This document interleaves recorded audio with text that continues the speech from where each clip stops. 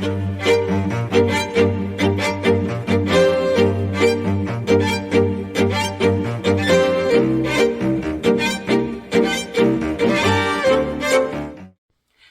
and welcome back to Aubrey Books and Coffee. Please grab your favorite beverage of choice and join me. So I know it seems kind of strange to be doing a New Year's box when here it is, the end of February. But in my defense, I got the box late because I ordered it after they did their whole pre-sale, pre-order stuff so that you get it right on New Year's. I, for some reason, dropped the ball, didn't even know it existed until after the fact. And so then I had to order it. And of course, they want to make sure that they fulfill the obligation for those that did the pre-order first, and then they send them out. So I got mine a little bit later, and then January just took off and was nuts. And I was preparing for this readathon. And so unfortunately, the book itself kind of went by the wayside. And you know, I don't like just opening the gifts. I like to actually read the book so that I can tell you what I think as I go and open them and kind of what's behind the gift. So it was, of course, Improbably Yours for the New Year book.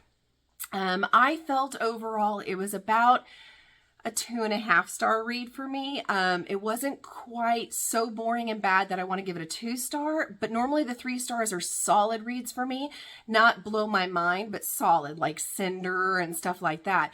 Ones where they're enjoyable enough that I would say, hey, if this is kind of what you want to read, this is what I would recommend. I would not recommend this one, just because there's so much that is so slow and repetitive, but there are some super cute moments. It's a wonderful concept, an idea that the author came up with.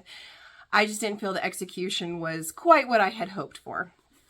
But that being said, the little gifts and stuff along the way, those were kind of cool. So let's take a look at those now.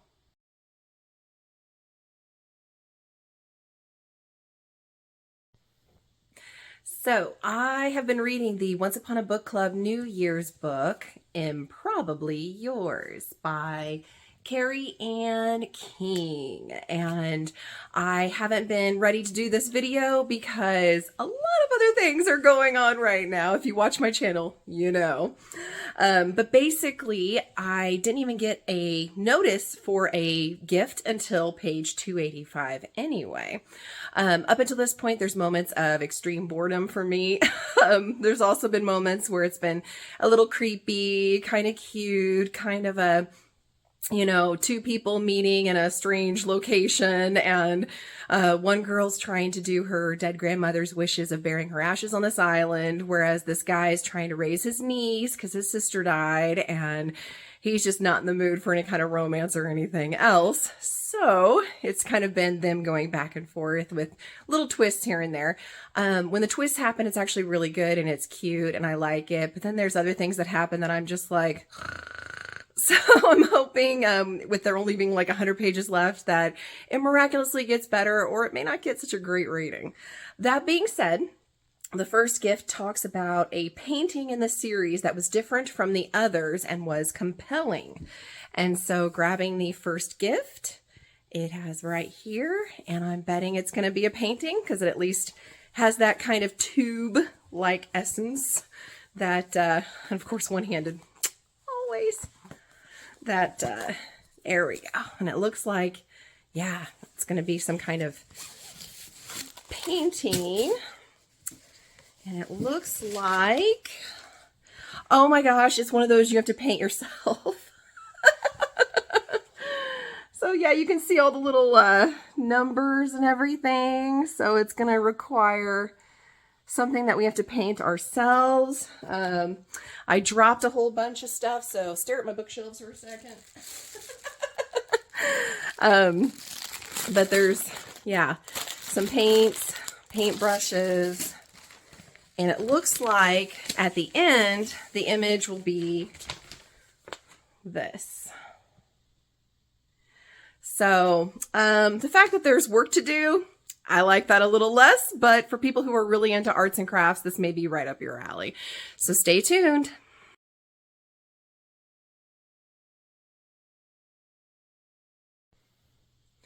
Okay, so I'm continuing the Once Upon a Book Club New Year's box with Improbably Yours. I am now on page 313, and it's gotten a little bit cuter, so a little little bit better, but still not my favorite. The page that is marked with the next and last gift talks about the golden circle slid on her ring finger, talking about it being engraved. I don't know. I thought maybe it was going to be some kind of a ring, but the box is actually a little bit bigger. So we'll open it up and take a look here and see. Full review to follow, of course. And oh my goodness. Okay. It's actually, it looks like some kind of a box, which explains why it was square. And, oh my, it's got like a combination lock on it. Huh. Am I supposed to, I can hear something's inside. Am I supposed to know how to open that? Like what the combination is? Am I supposed to know?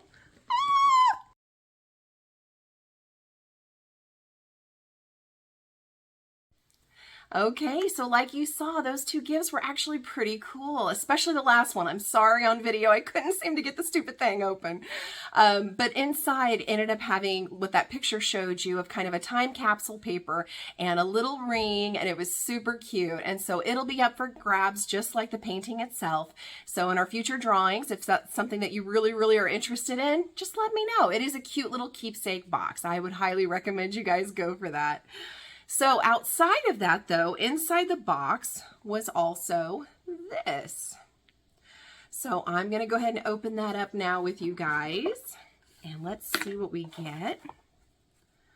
Oh, we got a champagne flute. And it says, "The world belongs to those who read." That's cute.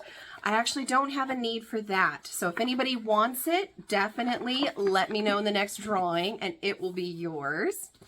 Also inside was a kind of little confetti, like with little book quotes all cut up in it and stuff. And you should have like a popper thing that can happen. Well, apparently in shipping it exploded. So it was all, these little guys were all on the inside of the box. So I'm probably just going to toss this because every time I walk away from it, it seems like the lid comes off and it goes everywhere. I don't really think that's something any of you guys necessarily want in your life. So I'm just going to probably trash that. But it's a cute idea to have confetti for the new year. And then, of course, the New Year box gives us the next scratch awesome reading prompts. And so I am so excited. If you'll remember, last year, this little guy gave me a free book. And so I'm betting they're going to do the same thing this year.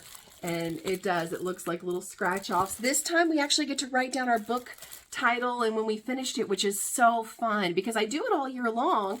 And last year it was just scratch it off and show. So now I get to actually share what titles I read and stuff. So good job, Once Upon a Book Club. I'm excited to have that additional feature. And I'm going to be filling these out with the ones I did in January that fit prompts and the ones that, of course, this month I've done that fit the prompts.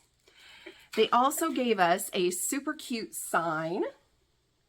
I love that. I think that's amazing.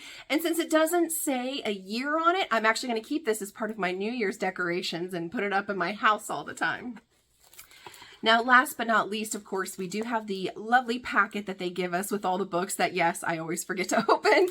But before we dive into that, for those of you who are just waiting to get another clue, here's the clue. This time, instead of rolling and showing you, because we are so close to the end here and so many people have gotten so many clues, I'm just going to give one that I haven't given away very much yet. And that is in your heroes section, Penelope Poppy. So you can now cross her off. She's safe. She was not mudded. Yay! I'm having a lot of fun with this readathon. I hope you guys are too.